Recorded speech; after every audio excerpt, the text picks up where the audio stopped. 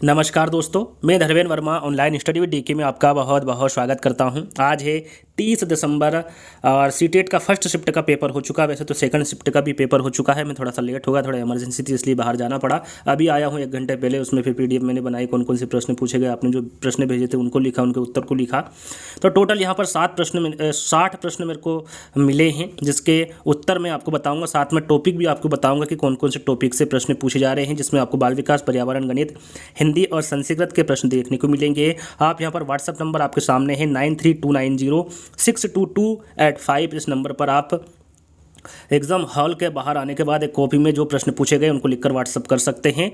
वो भी exam hall के बाहर आने के थोड़ी देर बाद ही कर देना है, क्योंकि मुझे वो उसकी पीडीएफ भी बनाना होती है, उसके जो आंसर है उनको भी लेना होता है। तो जितनी जल्दी हो सके आप हमें व्हाट्सअप कर सकते हैं, ताकि जो आगे जिनका पेपर है उनको थोड़ा सा पता चल सके कि किस प्रकार के प्रश्न पूछे जा रहे हैं। तो थोड़ा सा मैं लेट हो गया, इमरजेंसी थी इसलिए बाहर जाना पड़ा, उसके लिए क्षमा चाहता हूँ। कल आपको रेगुलर वीडियो जिस प्रकार से मिल रही थी उसी प्रकार से मिलेगी। तो सबसे पहले इस वीडियो को आपको लाइक करना है, शेयर करना है और चैनल को सब्सक्राइब कर लेना है। ये फटाफट काम आपको अभी कर लेना है। तो शुरुआत करते हैं। देखिए, आज जो प्रश्न पूछा गया था कि गांव में यह देखा गया है कि महिलाएं अनाज से भूसा अलग करती है। यहाँ जो प्रक्रिया है इसको क्या कहते हैं?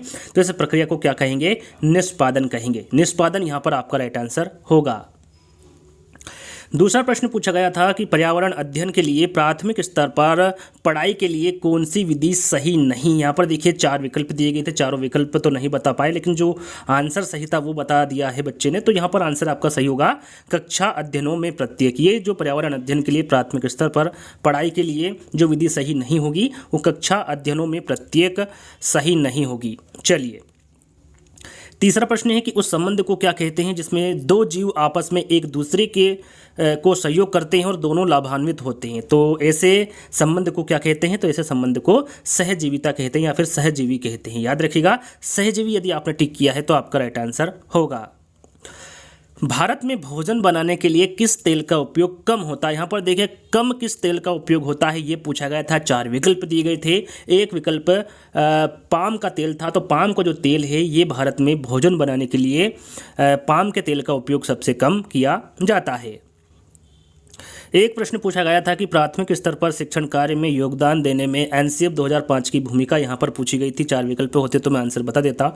छठा प्रश्न पूछा गया था कि पर्यावरण अध्ययन शिक्षण रिक्त स्थान उपागम का अनुसरण करता है। किसका अनुसरण करता है? तो ये अवलोकन उपागम का अनुसरण करता है। यहाँ पर देखिए, हर एक प्रश्न को जो बच्चों द्वारा बताए गए हैं उन्हीं को लिखा गया है। 60 प्रश्न यहाँ पर मैं आपको दे रहा हूँ। यदि इससे हटके और भी प्रश्न यदि आपको पता है, यदि आज आपके एग्जाम थे, तो आप कमेंट्स के माध्यम से बता सकते हैं। तो हर स्टूडेंट, हर विद्यार्थी से मैं ये निवेदन करूंगा कि आप सभी एक बार कमेंट खोल के जरूर देख लें, ताकि जो प्रश्न मैं यहाँ पर नहीं बता पा रहा हूँ, जिसकी आज एग्जाम थी, यदि वो बता पा रहे हैं तो उन प्रश्नों को भी आप पढ़ लें।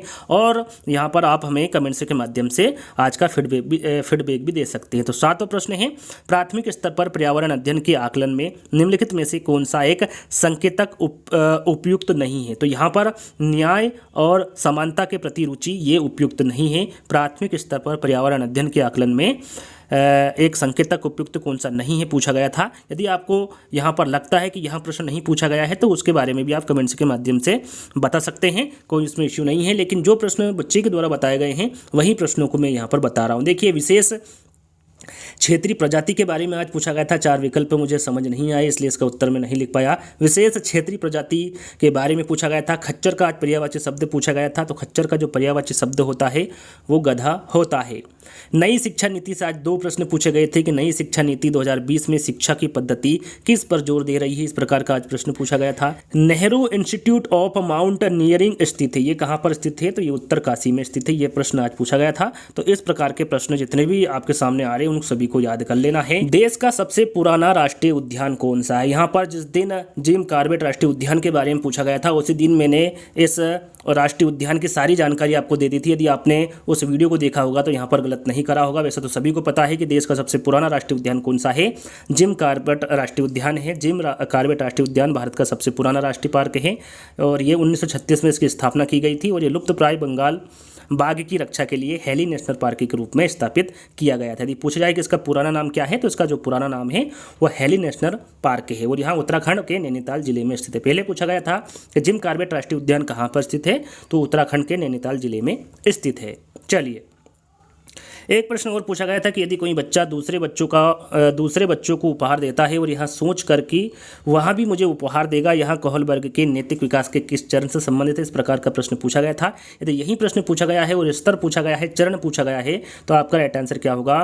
पूर्व परंपरागत या फिर लौकिक स्तर, ये आपका राइट आंसर होगा। इसके बारे में थोड़ी सी जानकारी आपको दे देता हूँ, जैसे भी पहले भी दे चुका हूँ कि जो नैतिक विकास की अवस्था है वो कोहलबर्ग ने नैतिक विकास के कुछ 6 चरणों का वर्णन किया है, लेकिन उन्होंने 2-2 चरणों या उप अवस्थाओं को एक साथ रखकर उनके 3 स्तर बताए। यदि पूछा जाए कि कोहलबर्ग ने नैतिक विकास के कितने स्तर बताए हैं, तो आपका राइट आंसर क्या होना चाहिए? 3 स्तर बताएं। 3 स्तर कौन कौन से बताएं? यहाँ पर आप देख सकते हैं, पूर्व परंपरागत स्तर, परंपरागत या फिर रूढ़िगत स्तर, या फिर पश्चिम परंपरागत स्तर। ये 3 प्रकार के इन्होंने स्तर बताए किसने? कोहलबर्ग ने अपने नैतिक विकास के सिद्धांत में। एक अध्यापिका एक लड़की को 2 अलग अलग बर्तन में अचार व कुछ हरी सब्जी सुखाने को देती है और कहती है कि तुम्हें यह रोज सुखाने हैं। अध्यापिका लड़की में क्या विकसित करना चाहती है? यहाँ प्रश्न भी आज पूछा गया था। वैसे मैं यहाँ पर आपको बताना चाहूँगा कि वीडियो आज लेट अपलोड हुआ है, बहुत सारे बच्चे देखेंगे नहीं। सेकंड पेपर, ऐसा लगेगा कि सेकंड पेपर का ये वीडियो है, तो आप सभी को ज़्यादा से ज़्यादा इस वीडियो को शेयर करना है, क्योंकि सभी के पास पहुंच जाए और उनको पता चल सके कि किस प्रकार के आज प्रश्न पूछे गए थे। तो यहाँ पर 15वां प्रश्न है कि हार्वर्ड गार्डनर के अनुसार व्यक्ति दूसरे की भावनाओं, व्यवहारों, अभिप्रेरणा आदि को समझता है। यहाँ कौन सी बुद्धिमत्ता से संबंधित है? तो ये अंतर व्यक्तिक बुद्धिमत्ता से संबंधित है। थोड़ा सा प्रश्न घुमा फिरा के दिया था, लेकिन राइट आंसर आपका क्या होगा? वहाँ पर अंतर व्यक्तिक ही होगा। याद रखिएगा, अंतर व्यक्तिक यहाँ पर आपका राइट आंसर होगा। एक छात्र कहता है कि मुझे गणित बिल्कुल नहीं आता और कभी आएगा भी नहीं, इससे विचार किससे संबंधित है? यहाँ पर थोड़ा सा मुझे कन्फ्यूजन है इस प्रश्न में। इस प्रश्न का थोड़ा सा मुझे डाउट लग रहा है कि इस प्रकार का प्रश्न पूछा गया था या फिर नहीं। आप कमेंट्स के माध्यम से बताइएगा। अगला प्रश्न है कि NEP 2020 के अनुसार रिक्तिस्थान का प्रयोग रिक्तिस्थान को प्रोत्साहित करना चाहिए, किसको प्रोत्साहित करना चाहिए, ये पूछा गया था। 4 विकल्प होते तो मैं जरूर इसका आंसर आपको बता पाता। अगला प्रश्न है आपका, प्राथमिक विद्यालय में बच्चे को पढ़ाने की सबसे उपयुक्त विधि पूछी गई थी। प्राथमिक विद्यालय में बच्चे को पढ़ाने की सबसे उपयुक्त विधि के बारे में पूछा गया था। हार्वर्ड गार्डनर के सिद्धांत के बारे में पूछा गया था। कौन सा सिद्धांत दिया है? तो उन्होंने बहुबुद्धि का सिद्धांत दिया है। बच्चे का विकास होता है, तो वहाँ पर विकल्प थे गुणात्मक और मात्रात्मक दोनों। तो आपका राइट आंसर क्या होगा? गुणात्मक और मात्रात्मक दोनों प्रकार से बच्चे का विकास होता है। एक बालक को सामाजिक समझ बिल्कुल भी नहीं है, अध्यापिका को उसमें समझ पैदा करने के लिए क्या करना चाहिए? यहाँ प्रश्न भी आज के पेपर में पूछा गया था। साथ में सामाजिक सांस्कृतिक सिद्धांत किसके द्वारा दिया गया, ये पूछा गया था। तो ये वाइगोत्स्की के द्वारा दिया गया था। समीपस्थ विकास का क्षेत्र ZPD का जो प्रत्यय है, ये किसके द्वारा दिया गया था? तो ये भी वाइगोत्स्की के द्वारा ही दिया गया था। रेड डाटा बुक, आज रेड डाटा बुक के बारे में पूछा गया है कि कौन से प्राणी आते हैं इसके अंतर्गत। तो इसके अंतर्गत जो विलुप्त प्राणी होते हैं, जो विलुप्त हो गए हैं या फिर विलुप्त होने की कगार पर है, उन प्राणी को रेड डाटा बुक के अंतर्गत रखा जाता है। विचरण का समानार्थी शब्द पूछा गया था। अब विचरण का समानार्थी शब्द कौन सा पूछा गया था, ये मुझे नहीं पता है, इसलिए सारे समानार्थी शब्द यहाँ पर मैंने या फिर पर्यायवाची शब्द लिख दिए हैं विचरण के। घूमना, भ्रमण, फिरना, चलना, चहलकदमी, प्रचारण, घूमना फिरना, परिसरण, पर्यटन, मटर गश्ती, सैर सपाटा, घूमना फिरना और प्रचरण, ये सभी विचरण के समानार्थी शब्द। अब इसमें किस प्रकार के विकल्प मिले थे, इसके बारे में मुझे जानकारी नहीं है। देखिए, एक प्रश्न पूछा गया था गणित में 36, 54, 72 का आपको LCM और SCF में अंतर बताना था। तो LCM और SCF तो आप सभी को निकालना आता है। यहाँ पर मैं निकालूंगा, ज़्यादा समय खराब होगा, इसलिए मैं डायरेक्ट बता रहा हूँ। LCM कितना निकलेगा 36, 54 और 72 का? तो 216, यहाँ 216, 36, 54 और 72 का आप इस प्रकार से LCM और SCF निकाल सकते हैं और पता कर सकते हैं कि इनमें LCM कितना आएगा और SCF कितना आएगा। वैसे तो LCM 216 आएगा और 36, 54, 72 का जो SCF आएगा वो 18 आएगा। कितना आएगा? 18 आएगा। इसमें अंतर पूछा गया था दोनों में, तो 2016 में से हम 18 घटाएंगे तो कितना आएगा हमारा? 198 आएगा। 198 आपका राइट आंसर होगा। चलिए, एक और गणित में प्रश्न पूछा गया था कि कक्षा में 150 छात्र हैं, जिनमें से 1/5 शिक्षक बस से विद्यालय जाते हैं, 1/10 साइकिल से विद्यालय जाते हैं और शेष पैदल विद्यालय जाते हैं। कुल कितने विद्यार्थी हैं जो पैदल विद्यालय जाते हैं? बहुत ही सरल प्रश्न पूछे जा रहे हैं गणित में। तो 150 टोटल यहाँ पर छात्र हैं, जिसमें से 1/5 शिक्षक बस से विद्यालय जाते हैं। तो 150 का हम 1/5 कैसे लिखेंगे? 1/5 यहाँ पर इंटू भी आप लगा सकते हैं। तो 5 से हम यहाँ पर काटेंगे तो कितना आएगा हमारा? 30, यानी कि जो 30 विद्यार्थी हैं वो किससे जा रहे हैं विद्यालय? विद्यालय बस से जा रहे हैं। तो 150 में से हम 30 घटा देंगे तो कितना होगा 120। अब 120 विद्यार्थी बचे जिसमें से 1/10 जो विद्यार्थी हैं वो किससे जा रहे हैं, यहाँ पर साइकिल से जा रहे हैं। तो 1/10 हम यहाँ पर निकालेंगे तो कितना आएगा हमारा 12 आएगा। 120 में से हम 12 घटाएंगे तो कितना होगा 108 होगा। कितना होगा 108। तो यहाँ पर जो 108 बचे हैं यानी कि कह सकते हैं कि वो शेष पैदल विद्यालय जाते हैं। तो कुल कितने विद्यार्थी जो पैदल विद्यालय जाते हैं, तो पैदल के बारे में पूछा गया। तो बचे कितने विद्यार्थी आपको 108 और 108 ही जो विद्यार्थी हैं वो पैदल जाते हैं। तो 108 आपका यहाँ पर राइट आंसर होगा। चलिए, एक अध्यापक कक्षा में मैप लेकर आया है, इसकी मदद से वह किस प्रकार की शिक्षण करवाना चाहता है। तो ये 4 विकल्प होते तो जरूर मैं इसका आंसर आपको बता देता। एक लड़की के पास 7 सिक्के थे, उसने 4 सिक्के खर्च कर दिए और उनके पास अब कितने सिक्के बचे। यदि इस प्रकार का प्रश्न पूछा जाता बहुत ही सरल है, लेकिन इसको थोड़ा सा घुमा दिया गया है और पूछा गया है कि यहाँ कैसी समझ प्रदर्शित करता है। तो यहाँ पर मुझे 4 विकल्प नहीं मिले हैं, इसलिए इसका उत्तर मैं नहीं लिख पाया हूँ। आगे एक प्रश्न पूछा गया था, ठंडा रेगिस्तान और गर्म रेगिस्तान में कौन सा विकल्प सही होगा। तो यहाँ पर विकल्प को देखकर ही हम आंसर बता पाते। ठंडा रेगिस्तान और गर्म रेगिस्तान में यहाँ पर विकल्प दिए गए थे और उसमें से आपको पहचानना। एक शिक्षिका भारत में क्लास चला रही है, जो समय है वो 10 बजे का है, 10 AM का यानी सुबह का समय है। तो अबुधानी में वहाँ क्लास कितनी बजे होगी। यदि वो अबुधानी में क्लास करती है शिक्षिका तो वो कितनी बजे होगी। वैसे तो इस प्रकार का प्रश्न नहीं पूछना चाहिए, क्योंकि कोई से बच्चे होंगे जिनको इसके बारे में पता होगा कि जो अबुधानी का समय होता है और भारत का जो समय होता है उसमें 1.5 घंटे का फर्क होता है, यानी कि 1.5 घंटे पीछे अबुधानी का जो समय होता है वो चलता है। यहाँ पर आप देख सकते हैं कि अबुधानी का समय जानने का जो सबसे सरल तरीका है वो यहाँ है कि आप भारतीय टाइम से 1 घंटा और 30 मिनट को घटा दें, यानी कि 1.5 घंटा घटा दें। इस तरह अगर भारत में सुबह के 10 बजे हैं तो अबुधानी में सुबह के कितने बजेंगे 8:30 बजेंगे। यदि विकल्प में 8:30 वहाँ पर होगा और यदि आपने उस पर टिक किया हो तो आपका बिल्कुल सही आंसर होगा 8:30 बजे। एक शिक्षिका बच्चों को बगीचे में ले जाती है, तो शिक्षिका बच्चे को किस प्रकार की शिक्षा देना चाहती हैं। तो वो अवलोकन की शिक्षा देना चाहती हैं। यदि इस प्रकार का विकल्प होगा तो अवलोकन आपका राइट आंसर होगा।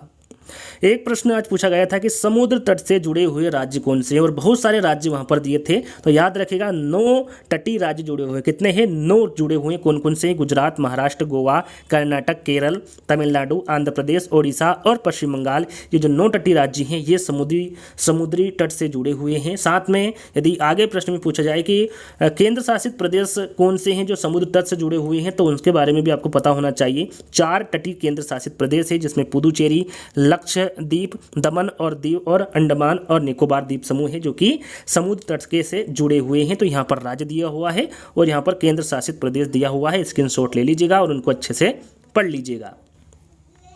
एक प्रश्न और पूछा गया था कि एक अध्यापक कक्षा में मानचित्र लेकर जाता है, तो शिक्षक किस प्रकार की शिक्षा देना चाहता है।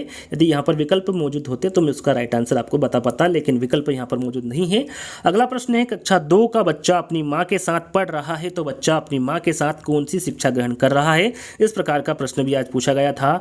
यहाँ पर देखिए अब टॉपिक आपको बताए जाएंगे कि कौन कौन से टॉपिक से आज प्रश्न पूछे गए थे। संस्कृत की हम बात करें तो वहाँ पर 2 पैराग्राफ आए थे, जिसमें प्रत्यय आपसे पूछा गया था, संधि आपसे पूछी गई थी, साथ में अवयव शब्द भी आपसे पूछा गया था, वचन आपसे पूछा गया था। ये सभी के सभी संस्कृत में आपको बता रहा हूँ, संस्कृत में पूछे गए थे। हिंदी की हम बात करें तो हिंदी में 2 पैराग्राफ पूछे गए थे, जिसमें एक जो पैराग्राफ है और डॉल्फिन से संबंधित पूछा गया था। इसमें हम मैथ्स की यदि बात करें कि और मैथ्स में कौन कौन से टॉपिक पूछे गए थे, तो समय से संबंधित आज प्रश्न पूछा गया था। यहाँ पर मैं जल्दी इसलिए बता रहा हूँ ताकि आपका समय ज़्यादा वेस्ट ना हो, जल्दी यानी कि कम समय में आपको सारी जानकारी मिल सके। कौशल से संबंधित आज हिंदी में पूछा गया था प्रश्न।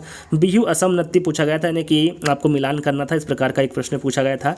एनसीएफ 2005 से संबंधित प्रश्न पूछा गया था, जिसके बारे में आपको बता चुका हूँ। पोर्टफोलियो से संबंधित प्रश्न पूछा गया था, यहाँ पर भी एक सही जोड़ी मिलान करने की दी थी, जितने भी विकार हैं उनको दे दिया गया था और उनसे संबंधित विकार जो होते हैं उनसे संबंधित आपको सही जोड़ी मिलान करनी थी। इस प्रकार का आज एक प्रश्न पूछा गया था आपसे। संस्कृत में पद्यांश से पूछा गया था, जो कि हाथी की कहानी से था। संस्कृत में जो पद्यांश था विकास से संबंधित, जैसा कि मैंने अभी आपको बताया, मिलान करना था आपको। समावेशी शिक्षा से डेली प्रश्न पूछा जा रहा है। NEP 2020 का उद्देश्य आज पूछा गया था। साथ में प्याजे से संबंधित प्रश्न पूछे जा रहे हैं, कोहलबर्ग, चोम्स्की। देखिए यहाँ पर डेली इन सभी जो वैज्ञानिक हैं इनसे प्रश्न पूछे जा रहे हैं। यहाँ पर मेरी बात हुई तो उनका कहना है कि 10 से 15 प्रश्न ऐसे हैं, सभी यहाँ पर मैं बता रहा हूँ, सभी यानी कि 150 प्रश्नों के बारे में आपको बता रहा हूँ कि 10 से 15 प्रश्न ऐसे हैं जो कि वैज्ञानिकों से ऊपर प्रश्न बने हैं और पूछे गए हैं। अलजेब्रा से 3 प्रश्न पूछे गए हैं आज, वाइगोत्स्की से पूछे गए हैं, स्किनर से पूछे गए हैं। साथ में सामाजिकरण से संबंधित प्रश्न पूछे गए हैं, भाषा कौशल से संबंधित प्रश्न पूछे गए हैं और बस से संबंधित आज प्रश्न पूछे गए हैं। तो टोटल 60 प्रश्न यहाँ पर देखिए, जल्दी जल्दी मैं आपको बता रहा हूँ ताकि आपका समय खराब ना हो। और एक छोटा सा निवेदन है मेरा आपसे कि ये वीडियो को पूरा आपने देख लिया है, यहाँ पर थोड़ा सा और 1 मिनट सुन लीजिएगा कि यदि आपका आज एग्ज़ाम था, इसमें से कोई सा प्रश्न ऐसा है जो नहीं पूछा गया था, वो प्रश्न क्रमांक लिख दीजिएगा। जो प्रश्न आपको आते हैं कि ये प्रश्न सर ने नहीं बताया है, उन प्रश्नों को आप लिख दीजिएगा। तो सभी से मेरा कहना है कि आप सभी एक बार कॉमेंट को चेक कर लें, साथ में इस वीडियो को ज़्यादा से ज़्यादा शेयर कर दें। यदि आपको इस प्रकार के वीडियो और भी देखने हो तो मेरे को नहीं लगता कि 60 प्रश्न किसी ने आपको दिए होंगे, क्योंकि यहाँ पर देखिए इस प्रकार के प्रश्न को बनाने में वैसे बच्चे जो देते हैं उन्हीं को यहाँ पर हम ऐड करते हैं, लेकिन काफ़ी मेहनत लगती है, कहने का मतलब है। तो आपको इस वीडियो को ज़्यादा से ज़्यादा शेयर करना है, लाइक करना है और चैनल को सब्सक्राइब कर लेना है यदि इसी प्रकार के आपको वीडियो देखने हो तो। जल्दी दोस्तों एक नई वीडियो के साथ मिलेंगे, जब तक के लिए धन्यवाद।